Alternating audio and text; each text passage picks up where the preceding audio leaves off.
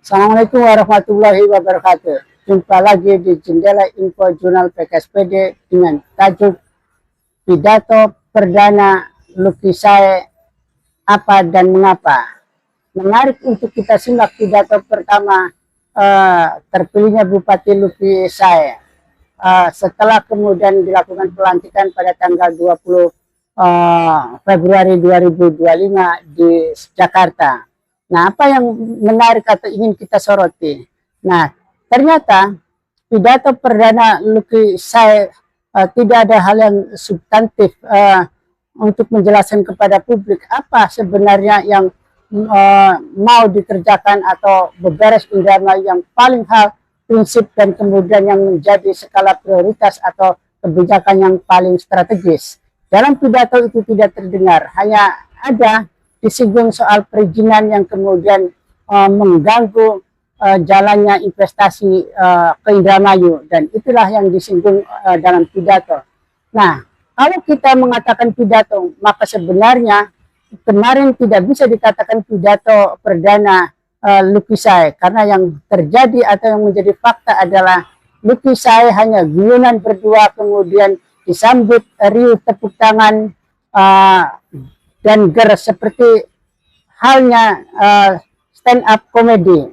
Nah, mungkin kenapa Luki harus melakukan begitu dan mengapa harus melakukan begitu? Karena Luki memahami undangan yang hadir memang seleranya adalah guyon, seleranya adalah berkelakar ketimbang kemudian mengernyitkan dahi untuk bagaimana Indramayu keluar dari kemiskinan, Indramayu keluar dari kebobrokan, dari rejim ke rejim yang semakin rusak di tangan rejim Bupati Nina Agustina kemarin.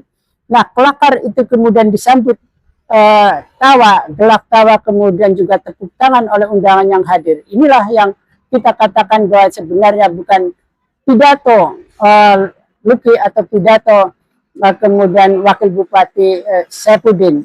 Ternyata kemudian secara bergantian, bukan dalam saling bersambut antara Luki dengan Saifuddin, guyonan berkelakar yang kemudian menimbulkan ger. Nah, itulah yang kemudian apa yang kita simak dalam apa yang disebut dengan pidato perdana. Dan kalau kita membaca konteks pidato perdana yang ada di dalam spanduk itu, maka kemudian menjadi ambruk atau menjadi gugur karena faktanya hanya guyonan atau berkelakar.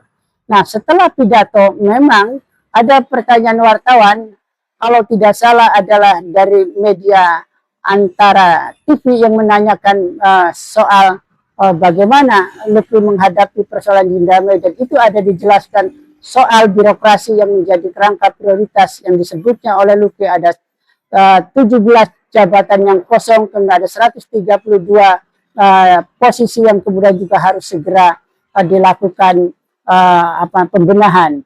Nah, jadi tidak ada substansi di dalam pidato perdana Luki Sae, yang ada adalah kelakar guyonan mengikuti selera undangan yang hadir, dan itulah memang realitas politik yang terjadi pada tanggal 20 Februari di mana undangan merasa euforia, merasa gembira, merasa kemudian dia bersorak karena terpilihnya Bupati Luki. Tapi secara substansial pidato itu tidak mengandung sesuatu yang berharga untuk publik, sesuatu yang kemudian harus dipahami bersama oleh publik.